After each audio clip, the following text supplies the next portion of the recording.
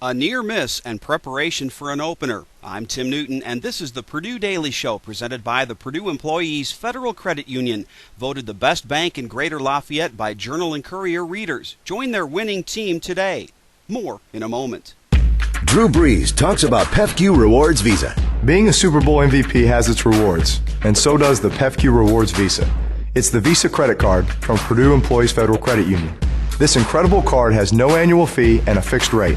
You get superstar treatment from the team at PEFQ, and you score valuable rewards every time you use your PEFQ credit card. Carry the Drew Brees Visa Reward Card from PEFQ. Find out more at our website. Member NCUA. The Purdue women's volleyball team suffered through a rare losing season in 2009. The Boilermakers vowed to get back on the right track this year. Purdue opened its season over the weekend by defeating Western Kentucky and Central Michigan in the first two matches of the Mortarboard Premier. The Boilermakers were 3 points away from winning the championship match, but 24th-ranked Northern Iowa rallied to pull out a 5-game victory for the title. The home team made short work of the Hilltoppers in Chippewa, sweeping both in 3 games. Purdue led the Panthers 2-1 and 22-18 in the fourth game. Northern Iowa battled back to even the match at 2 games each, and the Panthers held on to win Game 5, 19-17. Tiffany Fisher and Ariel Turner were named to the all-tournament team. Purdue travels to the University of Pittsburgh for a tourney next weekend.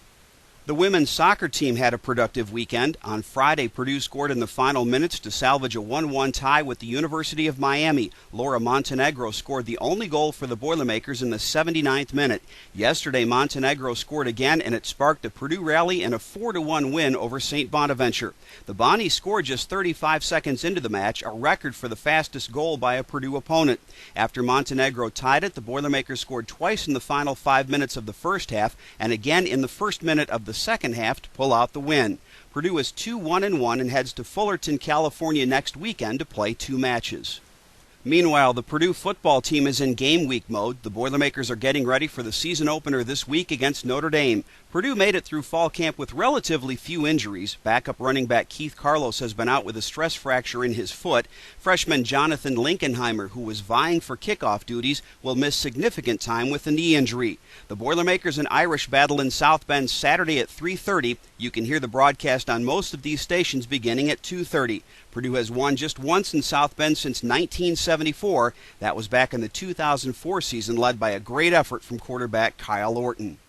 The Purdue Daily Show was presented by the Purdue Employees Federal Credit Union, voted the best bank in Greater Lafayette by Journal and Courier readers. Join their winning team today. This is Tim Newton on the Learfield Purdue Sports Network.